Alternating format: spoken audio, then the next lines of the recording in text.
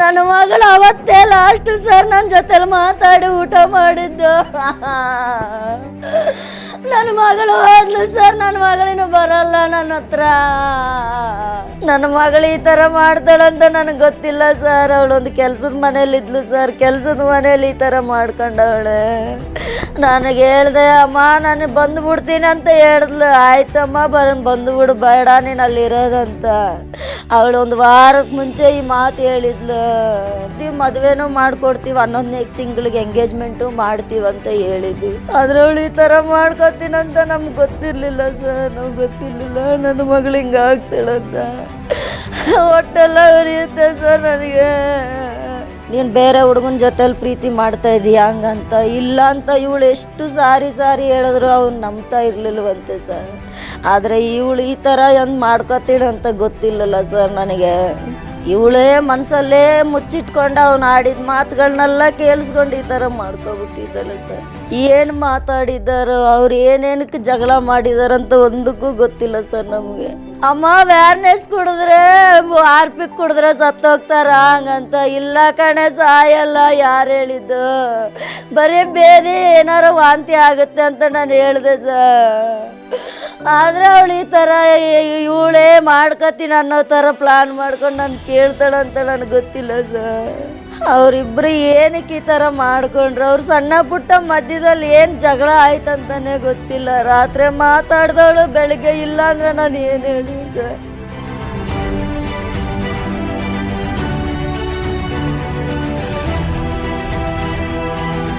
ತಾಯಿ ತಂದೆ ಮಕ್ಕಳನ್ನು ತುಂಬ ಪ್ರೀತಿಯಿಂದ ಆರೈಕೆ ಮಾಡ್ತಾರೆ. ಅವರು ಬೆಳಿಬೇಕು, ಬೆಳೆದು ದೊಡ್ಡವರಾಗಬೇಕು, ಅವ್ರನ್ನ ಬದುಕನ್ನು ರೂಪಿಸ್ಬೇಕು ಅಂತೇಳಿ ಜೀವಮಾನ ಇಡೀ ದುಡಿಮೆಯನ್ನು ಮಾಡ್ತಾರೆ. ಆದರೆ ಎದೆ ಎತ್ತರಕ್ಕೆ ಬೆಳೆದಂತಹ ಮಕ್ಕಳುಗಳು ಸಣ್ಣ ವಿಚಾರಕ್ಕೆ ಮಾಡ್ಕೊಳ್ತಕ್ಕಂಥ ಒಂದು ಎಡವಟ್ಟು ತಾಯಿ ತಂದೆಗೆ ಸಾಯೋ ತನಕನೂ ಕೂಡ ಶೋಕ ಸಾಗರದಲ್ಲಿ ಮುಳುಗೋ ರೀತಿ ಮಾಡುತ್ತೆ. ನಾನು ಏನು ಹೇಳಕೊಟ್ಟಿದ್ದೀನಿ ಅಂದರೆ, ಮಲ್ಲಿಗೆನಗರಿ ಮೈಸೂರಿನಲ್ಲಿ ಕೇವಲ 20 ಮತ್ತು 22 ವರ್ಷದ ಹದಿಹರೆಯದ ಇಬ್ಬರು ಪ್ರೇಮಿಗಳು ಆತ್ಮಹತ್ಯೆಗೆ ಶರಣಾಗಿರುವ ಒಂದು ಹೃದಯ ವಿದ್ರಾವಕ ಘಟನೆ ನಡೆದಿದೆ. ಈ ಒಂದು ಘಟನೆಗೆ ಕಾರಣ ಏನು, ಯಾವ ಕಾರಣಕ್ಕೋಸ್ಕರ ಆ ಒಂದು ಗೀತಾ ಮತ್ತು ಏನು ಮೋನಿಕಾ ಅಂತ ಕರಿತಾ ಇದ್ರು ಅವರು, ಮತ್ತು ಗೀತರವರ ಸಂಬಂಧಿಕರೇ ಆಗಿರ್ತಕ್ಕಂಥ ಮನು, ಇಬ್ಬರು ಕೂಡ ಪರಸ್ಪರ ಪ್ರೀತಿ ಮಾಡ್ತಾಯಿದ್ರು. ಅವರಿಗೆ ವಿವಾಹವನ್ನು ಮಾಡಿಕೊಡ್ಬೇಕು ಅಂತೇಳಿ ಎರಡೂ ಕುಟುಂಬಗಳು ಈಗಾಗಲೇ ತೀರ್ಮಾನವನ್ನು ಮಾಡಿತ್ತು. ಇದರ ನಡುವೆ ಸಣ್ಣದೊಂದು ಮನಸ್ತಾಪಕ್ಕೆ ಈ ಒಂದು ಆತ್ಮಹತ್ಯೆ ಆಗಿದೆ ಅನ್ನೋದು ಪೊಲೀಸ್ ಇಲಾಖೆಯಿಂದ ಮಾಹಿತಿ ತಿಳಿದು ಬಂದಿದೆ. ವಿಚಾರ ಏನೇ ಇರಲಿ, ಆದರೆ ತಾಯಿ ತಂದೆಗಳು ತುಂಬ ಪ್ರೀತಿಯಿಂದ ಸಾಕಿದ್ದಂತಹ ಮಕ್ಕಳು ತೆಗೆದುಕೊಳ್ತಕ್ಕಂಥ ನಿರ್ಧಾರದಿಂದ ಯಾವ ರೀತಿ ಪರಿತಪಿಸ್ತಾರೆ ಅನ್ನೋದಕ್ಕೆ ಈ ಒಂದು ಸ್ಟೋರಿ ಉದಾಹರಣೆ ಆಗುತ್ತೆ. ಅವರ ಹೆತ್ತ ತಾಯಿ ನನ್ನ ನೋಡ್ಕಿದ್ದಾರೆ, ನಾನು ಅವ್ರನ್ನ ಮಾತಾಡ್ಸ್ತಕ್ಕಂಥ ಪ್ರಯತ್ನವನ್ನು ಮಾಡ್ತೀನಿ. ಅಮ್ಮ ನಮಸ್ಕಾರ. ನಿನ್ನೆ ನಿಮ್ಮ ಮಗಳು ನಿಮ್ಮ ಜೊತೆಗಿದ್ದು ಇವತ್ತಿಲ್ಲ, ಯಾಕೆ ಈ ಥರ ಆಯಿತು, ಏನು ಅಂತೇಳಿ? ಗೊತ್ತಿಲ್ಲ ಸರ್ ನಮಗೆ. ಅವಳು ಏನು ಮಾಡ್ಕೊಂಡಿದ್ದಾಳೆ, ಏನಕ್ಕೆ ಆ ಥರ ಮಾಡ್ಲಂತಾನೆ ಗೊತ್ತಿಲ್ಲ ಸರ್.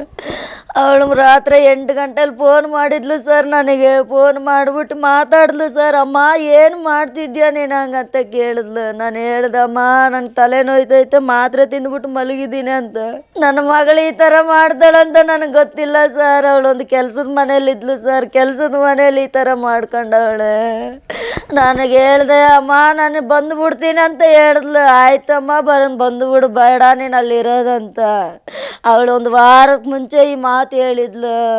ನಾನು ಈ ಥರ ಮಾಡ್ದಳಂತ ಅನ್ಕೊಂಡೇ ಇರಲಿಲ್ಲ. ವಿಚಾರ ಹೇಳ್ತಾ ಇದ್ರಿ, ಅಮ್ಮ ನಾನು ಬಂದ್ಬಿಡ್ತೀನಿ ಅಂತ ಎಲ್ಲಿ ಇದ್ಕೊಂಡು ಹೇಳಿದ್ರು, ಯಾವ ಕಾರಣಕ್ಕೆ ಹೇಳಿದ್ರು? ನಮ್ಮ ಮನೇಲಿ ಇರಲಿಲ್ಲ ಸರ್, ಒಂದು ಕೆಲಸದ ಮನೇಲಿ ಇದ್ಲು ಅವಳು. ಅದು ಇಲ್ಲಿ ಮಾಂಗಲ್ಯ ಚೌಟ್ರಿ ಅಂತ ಐತಲ್ಲ ಸರ್, ಸಾರದೆ ಆ ಚೌಟ್ರಿ ಹತ್ರ ಇರೋದು ಅವಳು. ಆದರೆ ಅವಳು ಒಂದು ಕೆಲಸಕ್ಕಂತ ಅಲ್ಲಿ ಹೊಟ್ಟೋಗಿದ್ಲು. ಅವ್ರ ಹೆಸರು ಪಾವನಾ ಮೇಡಮ್ ಅಂತ. ಅವರು ಒಂದು ಕಂಪ್ನಿಯಲ್ಲಿ ಮ್ಯಾನೇಜರ್ ಆಗಿದ್ದಾರೆ. ಅವ್ರ ಮನೇಲಿ ಕೆಲಸ ಮಾಡ್ತಾಯಿದ್ಲು ನನ್ನ ಮಗಳು. ಅಲ್ಲಿ ಏನು ತೊಂದರೆ ಇಲ್ಲ. ಇವಳು ಇಷ್ಟಪಟ್ಟಿದ್ದು ನಮಗೆಲ್ಲರಿಗೂ ಗೊತ್ತು. ಮದುವೆನೂ ಮಾಡಿಕೊಡ್ತೀವಿ, 11ನೇ ತಿಂಗಳಿಗೆ ಎಂಗೇಜ್ಮೆಂಟು ಮಾಡ್ತೀವಿ ಅಂತ ಹೇಳಿದ್ವಿ. ಆದರೆ ಅವಳು ಈ ಥರ ಮಾಡ್ಕೊತೀನಂತ ನಮ್ಗೆ ಗೊತ್ತಿರಲಿಲ್ಲ ಸರ್. ನಮ್ಗೆ ಗೊತ್ತಿರಲಿಲ್ಲ ನನ್ನ ಮಗಳು ಹಿಂಗೆ ಆಗ್ತಾಳಂತ. ಹೊಟ್ಟೆಲ್ಲ ಉರಿಯುತ್ತೆ ಸರ್ ನನಗೆ. ನೆನ್ನೆ ಚೆನ್ನಾಗೇ ಮಾತಾಡಿದ್ಲು ಸರ್ ನನ್ನ ಜೊತೆಯಲ್ಲಿ, ಚೆನ್ನಾಗೇ ರಾತ್ರಿ ಮಾತಾಡಿದ್ಲು. ಊಟ ಮಾಡ್ಬಿಟ್ಟು ಮಲಗ್ತೀನಮ್ಮ ಅಂದ್ಲು. ಆಯ್ತಮ್ಮ ಮಲಗು ಹೋಗಂಗಂತ ಹೇಳಿದೆ ಸರ್ ನಾನು. ಆದರೆ ಅವಳು ಈ ಥರ ಮಾಡ್ತಾಳಂತ ನನಗೆ ಗೊತ್ತಿಲ್ಲ ಸರ್. ಇಬ್ಬರ ನಡುವೆ ಏನಾದರೂ ಮನಸ್ತಾಪ ಆಗ್ತು, ಜಗಳ ಪ್ರೇಮಿಗಳ ನಡುವೆ ಅಂತ ಏನಾದ್ರು ಹೇಳಿದ್ರೆ? ಇಲ್ಲ ಸರ್, ಮುಂಚೆ ಫಸ್ಟು ತಿಂಗಳೆಲ್ಲ ಹೇಳ್ಕೊತಾ ಇದ್ಲು, ಅಮ್ಮ ನನಗೆ ಮನೆಯಿಂದ ಆಗಲ್ಲಮ್ಮ, ತುಂಬ ಟಾರ್ಚರ್ ಕೊಡ್ತಾ ಇದ್ದಾನೆ ಹಂಗಂತ. ಆದರೆ ಅವಳು ಏನು ಹೇಳಲಿಲ್ಲ ಸರ್, ಏನು ಹೇಳಲಿಲ್ಲ. ಅಂದರೆ ಅವನು ಅನುಮಾನ ಪಟ್ಕೊಂಡು ಮಾತಾಡ್ತಾ ಇದ್ನಂತೆ ಅವಳ ಮೇಲೆ, ನೀನು ಬೇರೆ ಹುಡುಗನ ಜೊತೆಲಿ ಪ್ರೀತಿ ಮಾಡ್ತಾ ಇದೀಯ ಹಂಗಂತ. ಇಲ್ಲ ಅಂತ ಇವಳು ಎಷ್ಟು ಸಾರಿ ಹೇಳಿದ್ರು ಅವ್ನು ನಂಬ್ತಾ ಇರಲಿಲ್ವಂತೆ ಸರ್. ಆದರೆ ಇವಳು ಈ ಥರ ಏನು ಮಾಡ್ಕೊತೀಳಿ ಅಂತ ಗೊತ್ತಿಲ್ಲಲ್ಲ ಸರ್ ನನಗೆ. ಅವಳು ಈ ಥರ ಮಾಡ್ಕೊಂಡೇ ನನ್ನನ್ನು ದೂರ ಮಾಡಿಬಿಟ್ಟೋಗವಳು ಸರ್. ನನಗೆ ನನ್ನ ಮಗಳು ಈ ಥರ ಮಾಡ್ತಾಳಂತ ಗೊತ್ತಿಲ್ಲ ಸರ್. ಮನು ನನ್ನ ಅಣ್ಣನ ಮಗ ಸರ್, ಅದು ದೊಡ್ಡಮ್ಮನ ಮಗ ಅವನು. ನನಗೆ ದೊಡ್ಡಮ್ಮನ ಮಗ ನಮ್ಮ ಅಣ್ಣನ ಮಗನ್ನೇ ಅವಳು ಕೊಡ್ತೀನಂತ ಮಾತು ಕೊಟ್ಟಿದ್ದಾರೆ ಸರ್. ಅವಳು ಇಷ್ಟಪಟ್ಟು ಪ್ರೀತಿ ಮಾಡಿದ್ಲು. ಇವರಿಬ್ಬರು ಹೊಂದಾಣಿಕೆಯಿಂದನೇ ಪ್ರೀತಿ ಮಾಡಿದ್ರು. ಇವ್ರ ಪ್ರೀತಿ ನಾವು ಮನೆಯಲ್ಲೆಲ್ಲ ಒಪ್ಕೊಂಡಿದ್ವಿ ಸರ್. ಚೆನ್ನಾಗಿದ್ರು. ಮಧ್ಯದಲ್ಲಿ ಚಿಕ್ಕ ಕಿರುಕುಳ, ಚಿಕ್ಕ ಜಗಳಗಳು ಆಡ್ತಾಯಿದ್ರು. ಆಮೇಲೆ ಸರಿ ಹೋಗ್ತಾಯಿದ್ರು. ಹೋದ್ವಾರದಿಂದನೂ ಇವ್ರಿಗೆ ಗಲಾಟೆ ಆಗೈತೆ, ನಮಗೆ ಗೊತ್ತಿಲ್ಲ ಸರ್. ಏನು ವಿಚಾರಕ್ಕೆ ಅನುಮಾನ ಪಡ್ತಿದ್ದ? ಏನು ಗಲಾಟೆ ಅಂತ ನಿಮ್ಮ ಮಗಳು ಫ್ರೆಂಡ್ಸ್ ಹತ್ರ ಅಥವಾ ನಿಮ್ಮ ತಾಯಿ ಹತ್ರ ಏನು ವಿಚಾರ ಶೇರ್ ಮಾಡಿ? ಏನು ಹೇಳಲಿಲ್ಲ ಸರ್ ಅವ್ರು ನನಗೆ. ಅವಳು ನನ್ನ ಹತ್ರ ಏನು ಹೇಳಲಿಲ್ಲ. ಇವಳೇ ಮನಸ್ಸಲ್ಲೇ ಮುಚ್ಚಿಟ್ಕೊಂಡು ಅವ್ನು ಆಡಿದ ಮಾತುಗಳನ್ನೆಲ್ಲ ಕೇಳಿಸ್ಕೊಂಡು ಈ ಥರ ಮಾಡ್ಕೊಬಿಟ್ಟಿದ್ದಾಳೆ ಸರ್. ಏನು ಮಾತಾಡಿದ್ದಾರೋ, ಅವ್ರು ಏನೇನಕ್ಕೆ ಜಗಳ ಮಾಡಿದಾರಂತ ಒಂದಕ್ಕೂ ಗೊತ್ತಿಲ್ಲ ಸರ್ ನಮಗೆ. ನೆನ್ನೆ ಬೆಳಿಗ್ಗೆ ಇವತ್ತು ಗೊತ್ತಾಗಿದ್ದ. ಕೆಲಸದ ಮನೆಯವರೇ ನನಗೆ ಫೋನ್ ಮಾಡಿದ್ರು. ಅವ್ರು ಫಸ್ಟು ಬಟ್ಟೆಗೆ ಹಾಕೋ ವ್ಯಾರ್ನಿಷು ಮತ್ತು ಹಾರ್ಪಿಕ್ ಎರಡನ್ನೂ ಕುಡಿದ್ಬಿಟ್ಟು ನಾನು ಹಾಕ್ಕೊಂಡಿರೋದಂತೆ ಸರ್. ಅವಳು ಈ ಥರ ಮಾಡ್ತಾಳೆ ನನಗೆ ಗೊತ್ತಿಲ್ಲ ಸರ್. ರಾತ್ರಿ ನನ್ನನ್ನು ಫೋನ್ ಮಾಡಿ ಕೇಳಿದ್ಲು ಸರ್ ನನ್ನನ್ನು, ಅಮ್ಮ ವ್ಯಾರ್ನೆಸ್ ಕುಡಿದ್ರೆ ಹಾರ್ಪಿಕ್ ಕುಡಿದ್ರೆ ಸತ್ತೋಗ್ತಾರ ಹಂಗಂತ. ಇಲ್ಲ ಕಣೆ, ಸಾಯಲ್ಲ. ಯಾರು ಹೇಳಿದ್ದು? ಬರೀ ಬೇದಿ ಏನಾರು ವಾಂತಿ ಆಗುತ್ತೆ ಅಂತ ನಾನು ಹೇಳಿದೆ ಸರ್. ಆದರೆ ಅವಳು ಈ ಥರ ಇವಳೇ ಮಾಡ್ಕೊತೀನಿ ಅನ್ನೋ ಥರ ಪ್ಲಾನ್ ಮಾಡ್ಕೊಂಡು ನಾನು ಕೇಳ್ತಾಳಂತ ನನಗೆ ಗೊತ್ತಿಲ್ಲ ಸರ್. ಅಮ್ಮ ನನ್ನ ಮಗಳು ಹೋದ್ಲು ಸರ್, ನನ್ನ ಮಗಳು ಹೋದ್ಲು. ನಾನು ಯಾರ ಮೇಲೆ ಹೇಳೋದು ಸರ್? ನನ್ನ ಮಗಳ ಮೇಲೆ ಹೇಳೋದ, ಇಲ್ಲ ಅವನ ಮೇಲೆ ಹೇಳೋದ ಸರ್? ಈಗ ಅವನು ಇಲ್ಲ ಸರ್, ಅವನು ಸೂಸೈಡ್ ಮಾಡ್ಕೊಂಡಂತೆ. ಅವನು ಇವಾಗಿಲ್ಲ, ಅವನು ಬರ್ನಲ್ಲಿ ಕೊಡ್ತಾ ಇದ್ದಾರೆ ಅಲ್ಲಿ. ನನಗೆ ಗೊತ್ತಿಲ್ಲ ಸರ್. ನನ್ನ ಮಗಳು ಈ ಥರ ಮಾಡ್ಕೊಂಡು. ಮತ್ತು ಗೀತಾ ಇಬ್ಬರನ್ನು ಕೂಡ ನೀವು ಎತ್ತಿ ಆಡಿಸಿದ್ರಿ. ಒಂದು ಕಡೆ ಅಣ್ಣನ ಮಗ, ಒಂದು ಕಡೆ ನಿಮ್ಮ ಹೆತ್ತು ಕರಳು. ನೀವು ಕೂಡ ಒಪ್ಕೊಂಡಿದ್ರಿ, ಇಲ್ಲೇನು ತೊಂದರೆ ಇರಲಿಲ್ಲ. ಅಂದರೆ ಆ ಹುಡುಗಂಗೆ ಸ್ವಲ್ಪ ನನ್ನ ಹುಡುಗಿ ನನ್ನ ಹತ್ರನೇ ಇರಬೇಕು, ಬೇರೆ ಹತ್ರ ಮಾತಾಡಬಾರ್ದು, ಈ ಥರ ಕ್ಯಾರೆಕ್ಟರ್ ಇತ್ತಂತೆ. ನಿಜನ? ಹೌದು. ಬೇರೆಯವ್ರ ಎಲ್ಲ ಫೋನ್ ಕಾಲ್ಗಳು ಅವನಿಗೆ ಬರೋ ಥರನೇ ಮಾಡ್ಕೊಂಡಿದ್ನಂತೆ. ಇವಳು ಫೋನಿಂದ ಅವಳು ಕಾಂಟ್ಯಾಕ್ಟ್ ಮಾಡ್ಕೊಂಡಿದ್ನಂತೆ. ಏನೇ ಇವಳಿಗೆ ಫೋನ್ ಬಂದರೂ ಅವನಿಗೆ ಮೆಸೇಜ್ ಹೋಗ್ತಾ ಇತ್ತಂತೆ. ಅದು ನಿಜನೋ ಸುಳ್ಳೋ ನನಗೆ ಗೊತ್ತಿಲ್ಲ. ನನ್ನ ಮಗಳು ಹಂಗಂತ ಇದ್ಲು, ಅಮ್ಮ ಯಾರೇ ಫೋನ್ ಮಾಡಿದ್ರು ಅವನಿಗೆ ಮೆಸೇಜ್ ಹೋಗುತ್ತಮ್ಮ ಹಂಗಂತ. ಸರಿ ಅಮ್ಮ, ಅದೇನೂ ಆಗಲ್ಲ ಬಿಡು, ಅವ್ನು ತಿಳ್ಕೊಳ್ಳಿ, ನಿನ್ನ ಬಗ್ಗೆ ಏನಂತ ಅವ್ನು ತಿಳ್ಕೊಳ್ಳಿ ಹಂಗಂತ ನಾನು ಸುಮ್ಮನಾದೆ. ಅಷ್ಟರಲ್ಲೇ ಅವಳು ಮಾತು ಮುಗಿಸ್ಬಿಟ್ಲು. ಇಲ್ಲ ಅಂದಿದ್ರೆ ಅವನು ನಮ್ಮ ಪೊಲೀಸ್ ಸ್ಟೇಷನ್ಗೆಲ್ಲ ಇಟ್ಕೊಡ್ತೀನಿ ಅಂತ ಹೇಳಿದೆ ಸರ್. ಅವನ್ನ ಬೇಡಮ್ಮ, ಇಟ್ಕೊಡ್ಬೇಡ ನೀನು, ಬೇಡ. ಅಂಥ ಹುಡುಗರು ನಿನಗೆ ಎಷ್ಟು ಜನ ಬೇಡ. ಒಳ್ಳೆ ಹುಡುಗ ಸಿಗ್ತಾನೆ, ಅವ್ನು ನೋಡಿ ನಾವು ಮದುವೆ ಮಾಡ್ತೀವಿ. ಅವನು ಬೇಡ, ಅವ್ನು ಸರಿ ಇಲ್ಲ ಅಂತ ನೀನು ಹೇಳ್ತೀಯಲ್ಲ, ಬೇಡ ಬಿಟ್ಟಾಕಂದ್ರೆ. ಇಲ್ಲಮ್ಮ, ನಾನು ಅವನ್ನೇ ಮಾಡ್ಕೊಳ್ಳೋದು ಹಂಗಂತ ಇವಳು ಹಠ ಮಾಡಿಟ್ಲು. ಏನಾಯ್ತು ಅಂತ ಗೊತ್ತಿಲ್ಲ. ಈ ಇಬ್ಬರ ನಡುವೆ ತುಂಬಾ ಅತಿಯಾದ ಪ್ರೀತಿ ಇತ್ತು. ಅತಿಯಾದ ಪ್ರೀತಿ ಅನುಮಾನ ಕಾರಣ ಆಯ್ತು. ಅನುಮಾನ ಏನಕ್ಕಂತ ಬಂತೋ ಗೊತ್ತಿಲ್ಲ ಅವರಿಬ್ಬರ ಮಧ್ಯದಲ್ಲಿ. ದೇವ್ರಿಗೊಬ್ಬನಿಗೆ ಗೊತ್ತು ಸರ್. 10th ಫೇಲ್ ಆಗೈತೆ. ಅವರೇ ಹೋದ್ರು. ನಾನು ಬಿಡೋ ಕಷ್ಟ ನೋಡಿ, ಅಮ್ಮ ನಾನೇನಾದರೂ ಕೆಲಸ ಮಾಡಿದ್ರೆ ನಿನಗೆ ಹೆಲ್ಪ್ ಆಗುತ್ತಮ್ಮ, ನಾನು ಮನೇಲಿರಲ್ಲ, ನಾನು ಎಲ್ಲಾರ ಕೆಲ್ಸಕ್ಕೆ ಹೋಗ್ತೀನಿ, ನಾನು ಏನಾರ ಕೇಳಿದ್ರೆ ನೀನು ಕೊಡಿಸಲ್ಲ, ನಾನೊಂದು ಬಟ್ಟೆ ಕೇಳಿದ್ರೆ ನೀನು ಕೊಡಿಸಲ್ಲ, ನನ್ನ ಎಲ್ಲಾರ ಕರ್ಕೊಂಡೋಗಂದ್ರು ಕರ್ಕೊಂಡೋಗಲ್ಲ ನೀನಂತ ನನಗೆ ಬೈದು ಅವಳೇ ಕೆಲ್ಸಕ್ಕೆ ಹೋಗಿ ಮೊನ್ನೆ ಸೋಮವಾರ ಇವ್ರ ಕಾಲು ಆಪ್ರೇಷನ್ ಕೂಡ ಅವಳು 12,000 ಅವ್ರ ಮೇಡಮ್ ಹತ್ರ ಈಸ್ಕೊಟ್ರು ಸರ್. ಒಂದು ಸಲ 4,000 ಕೊಡ್ಸಿದ್ಲು, ಒಂದು ಸಲ 3,000 ಕೊಡ್ಸಿದ್ಲು ಸರ್.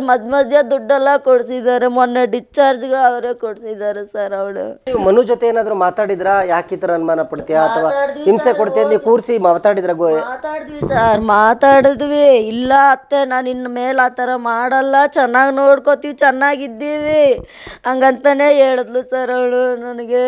ಅವನು ಹಂಗೆ ಭರವಸೆ ಕೊಟ್ಟ ನನಗೆ, ನಾನು ಮಾಡ್ಕೊಂಡ್ರೆ ಇವಳನ್ನೇ ಮಾಡ್ಕೊಳ್ಳೋದು ಹಂಗಂತ ಹೇಳ್ದ. ಅವನು ನಿಜವಾಗ್ಲೂ ಪ್ರೀತಿ ಮಾಡಿಲ್ಲ ಅಂದಿದ್ರೆ ನಿಮ್ಮ ಮಗಳು ಆತ್ಮಹತ್ಯೆ ಮಾಡ್ಕೊಂಡಾಗ ಅವ್ನು ಉಳ್ಕೋಬೇಕಿತ್ತು. ಬಟ್ ಅವನು ಕೂಡ ಆತ್ಮಹತ್ಯೆ ಮಾಡ್ಕೊಂಡಿದ್ದಾನೆ ಅಂದ್ರೆ ಇಬ್ಬರು ಗಾಢವಾದ ಪ್ರೀತಿ ಇತ್ತು ಅಂತ ಗೊತ್ತಿಲ್ಲ ಸರ್ ನನಗೆ.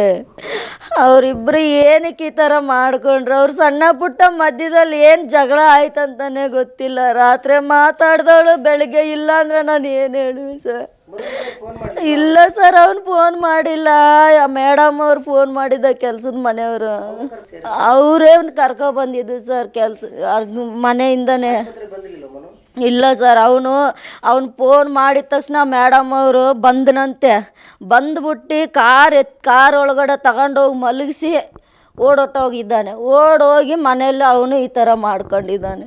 ಅದೇ ಈ ಥರ ಹಿಂಗಾಗೋದ್ಲಲ್ಲ, ನಾನು ಪ್ರೀತಿ ಮಾಡಿದ ಹುಡುಗಿನೇ ಹಿಂಗಾಗೋದ್ಲಲ್ಲ ಅಂತ ಹೋಗಿ ಅವನು ಸೂಸೈಡ್ ಮಾಡ್ಕೊಂಡವನು ಸರ್. ಏನು ಮಾಡೋದು ಸರ್? ಅವನು ನನ್ನ ಮಗಳು ಹೋದ್ಲು ಸರ್, ನನಗೆ ನನ್ನ ಮಗಳು ಹೋದ್ಲು ಸರ್. ನಾನು 19 ವರ್ಷ ಸಾಕಿ ಸಲಿಗೆ ಏನು ಪ್ರಯೋಜನ ಇಲ್ಲ ಸರ್. ಅಮ್ಮ ನಾನು ಏನು ಮಾಡಲೆ? ನಾನು ಹೊಟ್ಟೆಲ್ಲ ಉರಿಯುತ್ತ ಸಾವೆ. ಅಯ್ಯ, ಅವ್ರಿಗೆ ಎಷ್ಟು ಇದು ಮಾಡಿದ್ರು ಅಮ್ಮ ಅಪ್ಪನ ಚೆನ್ನಾಗಿ ನೋಡ್ಕೊ ಅಮ್ಮ. ನನ್ನ ತಮ್ಮನಿಗೆ ನಾನು ಒಳ್ಳೆ ಗಾಡಿ ಕೊಡಿಸ್ತೀನಿ, ಫೋನ್ ಕೊಡಿಸ್ತೀನಿ, ನಾನು ಚೆನ್ನಾಗಿ ದುಡಿತೀನಿ ಅಂತ ಹೇಳ್ತಾ ಇದ್ಲು ಸರ್. ಅಮ್ಮ ಮೇಡಮ್ ಹತ್ರ ಬಂದು ಮಾತಾಡು, ಸಂಬಳ ಜಾಸ್ತಿ ಕೇಳು. ಆಯ್ತಮ್ಮ ಬರ್ತೀನಿ ಅಂದ್ಲು. ಹಿಂಗೆ ಒಂದೇ ಸಲ ನಾನು ಹೊಟ್ಟೆ ಉರ್ಸ್ಬಿಟ್ಟು ಹೋಯ್ತೀನಿ ಅಂತ ಗೊತ್ತಿಲ್ಲ.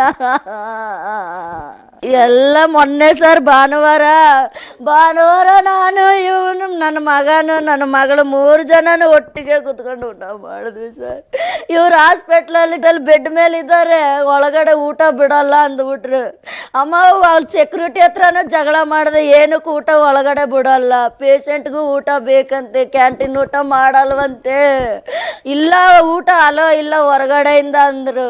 ಸರಿ ನಾವಿಬ್ಬರು ಹೊರಗಡೆ ಕುತ್ಕೊಂಡು ಊಟ ಮಾಡಿಬಿಟ್ಟು ಆಮೇಲೆ ಒಟ್ಟಿಗೆ ಹೋಗೋದ. ನಿಮ್ಮ ಅಪ್ಪನಿಗೊಂಚೂರು ಅನ್ನ ತಗೊಂಡು ಮೇಲ್ಗಡೆ ಅವ್ರು ಜೋಬ್ಗೆ ಹಾಕ್ಕೊಂಡು ಒಂದು ಪಟ್ನ ಜೋಬ್ಗೆ, ಈ ಕಡೆ ಒಂದು ಪಟ್ನ ಜೋಬ್ಗೆ ಹಾಕ್ಕೊಂಡು ಇವ್ರಿಗೆ ತಗೊಂಡೋಗಿ ಇಷ್ಟು ಅನ್ನ ಕೊಟ್ಟೆ ಸರ್. ನನ್ನ ಮಗಳು ಅವತ್ತೇ ಲಾಸ್ಟ್ ಸರ್ ನನ್ನ ಜೊತೆಲಿ ಮಾತಾಡಿ ಊಟ ಮಾಡಿದ್ದು.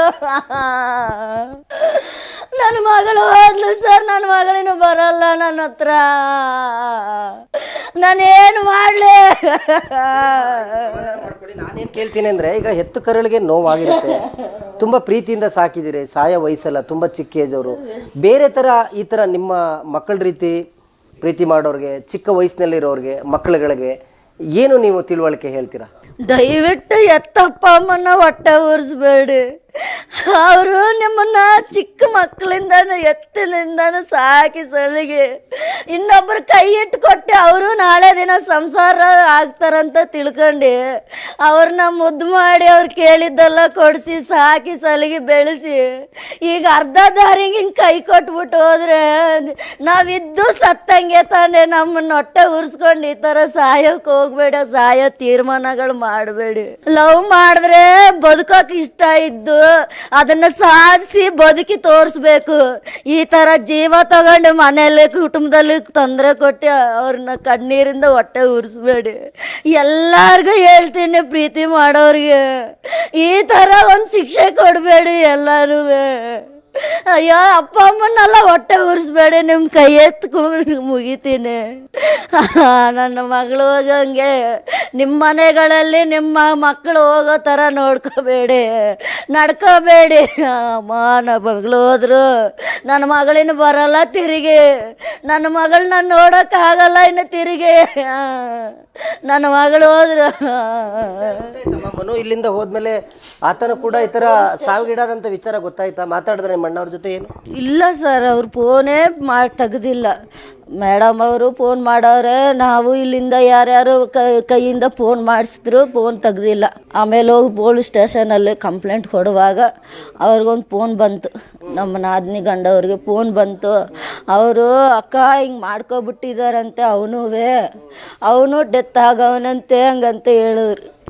ಏನಕ್ಕೆ ಸರ್ ಮಾಡ್ಕೋಬೇಕು? ಅವ್ರ ಮನೆಯಲ್ಲಿ ಒಬ್ಬರೇ ಮಗ, ನನ್ನ ಮನೆಯಲ್ಲಿ ಈ ಥರ ನನ್ನ ಮಗಳು ಸರ್. ಯಾಕೆ ಸರ್ ಈ ಥರ ಅಪ್ಪ ಅಮ್ಮನ ಹೊಟ್ಟೆ ಉರಿಸ್ತಾರೆ ಸರ್ ಅವರು? ಬಿದ್ವಿ ಸರ್. ನಮ್ಮ ಅಣ್ಣನ ಹೆಂಡತಿಯನ್ನೆಲ್ಲ ಒಪ್ಕೊಂಡಿದ್ರು. 11ನೇ ತಿಂಗಳು ಮದುವೆ ಮಾಡೋಣ, ನಾನು ಬಾತ್ರೂಮ್ ಬಚ್ಚಲು ಕಟ್ತೀನಿ, ಬರೋ ನೆಂಟರಿಗೆ ಬಾತ್ರೂಮ್ ಇಲ್ಲ ಬಚ್ಚಲಿಲ್ಲ ಅಂತ ನಮ್ಮ ಅತ್ತಿಗೆ ಎಲ್ಲೆಲ್ಲೋ ಸಾಲ ಮಾಡಿ ಬಾತ್ರೂಮೆಲ್ಲ ಕಟ್ಟಿಸ್ತಾ ಇದ್ಲು. ಈ ಥರ ಮಾಡ್ಕೋತಾರಂತ ಯಾರಿಗೆ ಸರ್ ಗೊತ್ತು? ಇಲ್ಲ ಸರ್, ಇರಲಿಲ್ಲ ಸರ್. ಬೇಡ ಅಂತ ನಾವು ಯಾರು ಕಿತ್ತಾಡಲಿಲ್ಲ ಸರ್. ಚೆನ್ನಾಗಿರ್ಬೋದಾಗಿತ್ತು. ಅವ್ರ ಮನೇಲಿ ಅವನೊಬ್ಬನೇ ಮಗ. ನನ್ನ ಮಗಳು ಚೆನ್ನಾಗಿ ಇಷ್ಟಪಟ್ಟಿದ್ಲಂತ ನಾವು ಒಪ್ಕೊಂಡಿದ್ವಿ. ಗೊತ್ತಿಲ್ಲ ಸರ್, ಅವನು ಸಣ್ಣ ಪುಟ್ಟ ಕೆಲಸಗಳಿಗೆ ಹೋಗ್ತಾ ಇದ್ದಂತೆ. ಯಾರು ಗೊತ್ತು ಸರ್. ಅವನು ಬುದ್ಧಿವಂತ ಆಗಿದ್ರೆ ಈ ಥರ ಹೊಟ್ಟೆ ಉರಿಸ್ತಾ ಇದ್ನ ಸರ್. ಬಿಡಲಿಲ್ಲ. ಅವನಿಗೆ ತುಂಬ ಅನುಮಾನ ಇತ್ತು. ಪ್ರೀತಿ ಮಾಡಬೇಕು, ನಿಜವಾದಿಂದ ಪ್ರೀತಿ ಮಾಡಬೇಕು. ಈ ಥರ ಅನುಮಾನ ಇಟ್ಕೊಂಡು ಪ್ರೀತಿ ಮಾಡಿದ್ರೆ ಈ ಥರನೇ ಕೊನೆಗೋಗಿ ಇಲ್ಲೇ ನಿಂತ್ಕೊಳ್ಳೋದು.